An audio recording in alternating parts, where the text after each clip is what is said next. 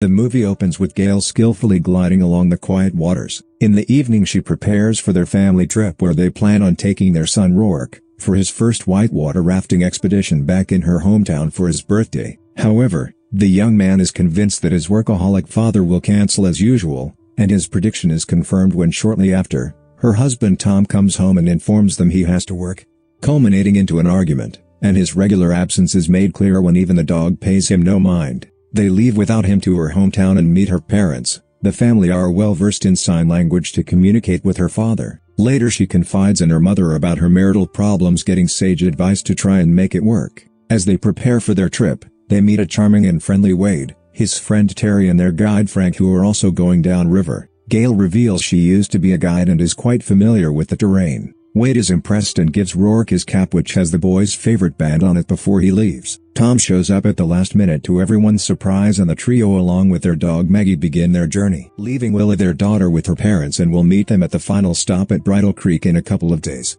Gail is back in her element as she navigates through turbulent waters and recounts about how she once crossed the most dangerous part of the river called the Gauntlet when she was younger. However, no one is allowed to cross the treacherous waters anymore since it has ended and paralyzed a few people. They run into Wade and his companions a couple of times, where at one point it seems that Frank is injured. Tension between the family grows as Tom is more focused on his work than spending time with his family. The next day, they come across Wade and Terry, who explain how Frank had left them stranded, abandoning them after an argument, and now the two men can't navigate through the trickier parts of the river alone. Gail offers to assist them the rest of the way, as walking along the cliffs is dangerous without proper equipment. Before they leave, Maggie wanders off and Tom goes in search for her, unknowingly followed by Terry. He finds her curiously digging in some brushes. It's a little suspicious, but she is called off before he reaches her, and he's startled by Terry. Gail gives them instructions and demonstrates how to move along the rivers, but the two men quickly lose control of their vessel, and Wade, who can't swim, loses his life jacket and is in danger of drowning.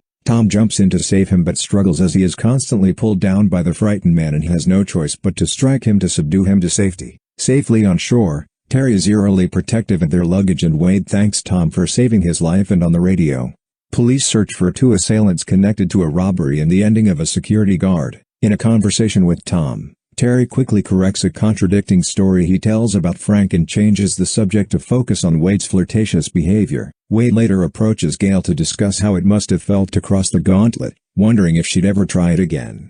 She tells him she wouldn't risk it now that she has a family and so much to lose. Shortly after, Tom suggests that the group separate as he doesn't trust them, but Gail finds them harmless and they get along well with Rourke. That night she explains how long ago the men would draw pictographs to record their journeys and how they would send smoke signals to their families to let them know they were okay. They celebrate Rourke's birthday and he gets a waterproof camera and a Swiss Army knife. Wade gives him money, but Tom refuses as it is too much and demands Rourke return it, and he grudgingly does, wishing his father never came. Alone, Gail too expresses her misgivings about the inappropriate gift, and the two have a heartfelt moment, each understanding the other's feelings, drawing them closer together.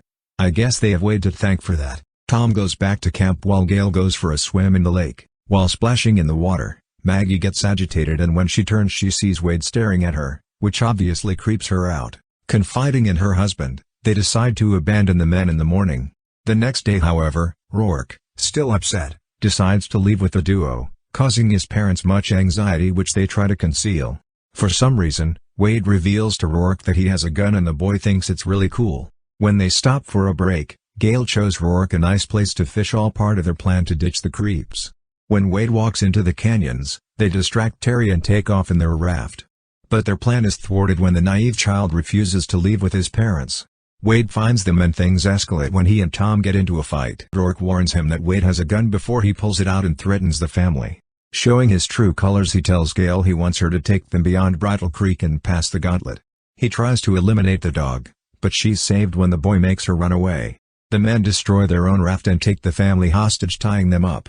Piecing together the events, Gail figures out that they must be the robbers and want to cross the dangerous rivers to quickly evade the police, ending Frank when he got injured, knowing he would no longer be able to get them past the Gauntlet. Meanwhile, Tom discreetly gets the Swiss knife from Rourke. They are approached by a ranger who used to know Gail when they were younger. While he asks them a few questions, Tom discreetly tries to signal for help, but Terry sees this, derailing his plans of rescue, and the ranger leaves without suspicion. That night Terry's keeping watch but quickly falls asleep while the parents discuss their escape plan. Tom insists on trying to get the gun while they are asleep. He uses the knife to cut them loose, but when he approaches Terry, he is woken up by the noise, fires hysterically, causing Tom to run deep into the canyons.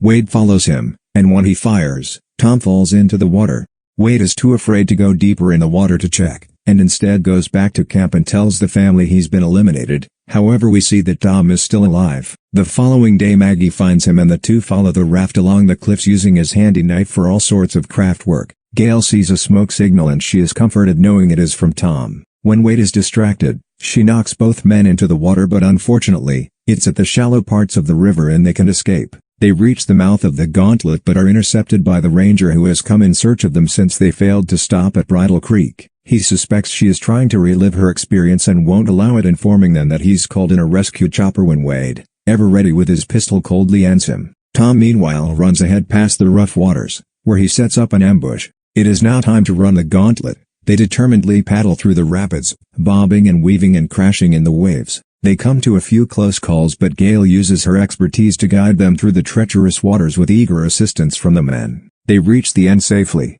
but celebrations are shortly lived as Gail sees a message from Tom and sets the two men up for the trap. Terry is knocked down and is hurt as Tom attacks Wade and the two struggle in the water, dropping the gun. Gail retrieves it and ends the fight. Wade begs and promises to leave now that they are across, but when it fails to fire he immediately changes his tune and wants to end them when she gets it to work and finishes him. Terry is arrested and the family are safe and sound and closer than ever when the movie ends. Thanks for watching.